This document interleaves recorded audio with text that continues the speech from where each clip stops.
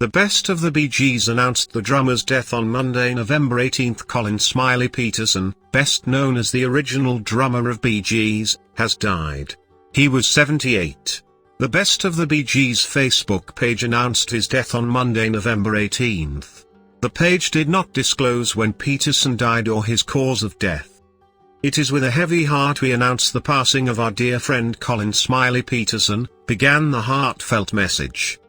"He enriched our lives and bound our group with love, care and respect. Not sure how we can go on without his glowing smile and deep friendship. We love you, Colonel, rest in peace." As an original member of the musical group, he contributed to 4 albums and to several hit songs, including Massachusetts, To Love Somebody and Words. Petersen joined the group when the Gibb brothers moved to London in 1966. Before Petersen's death, Robin died in 2012 at the age of 62, and Morris died in 2003 at the age of 53. Barry, 78, is now the only living member of the group. Dennis Bryan, former Bee Gees drummer who played for the band from 1974 to 1980, died on Thursday, November 14, 2024.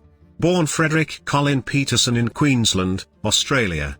He attended the same school as Barry, Robin, and Morris Gibb, although they were not enrolled at the same time. Petersen left school to star in the classic Australian film 1956 film Smiley, which is how he earned his nickname. Years later the brothers connected with him before they all left Sydney for London.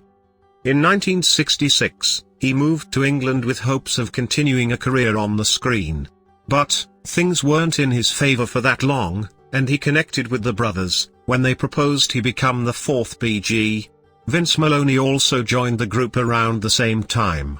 Then from 1967 to 1969, Petersen performed on several albums. Petersen's drumming helped establish the group as an international sensation. "I wasn't the most technically skilled drummer, but I think that sometimes less is more. When you're limited, you have to get creative, just like Chuck Berry, who made magic with just a few chords. For me, it was always about serving the song," he said in a The Strange Brew Podcast 2022 interview with Jason Barnard, for The Mirror. "We'd often go into the studio without a song, which gave me the chance to experiment with tempos and rhythms," he added of the group's signature sound. "Those tracks had a real spontaneity because we worked on them as a group. We never recorded our parts separately, it was all done together, with the orchestra coming in later." He and the group parted ways in 1969. That year, he went to work with another former Bee Gees member, Jonathan Kelly, and formed Humpy Bong Band. The group stayed together until 1970. After they disbanded, Petersen managed Kelly as a solo artist during the early 1970s. Petersen married Joanne Newfield in 1968. They welcomed their first son, Jamie, in 1971, and their second son in 1976. Petersen and his family returned to Sydney in 1974.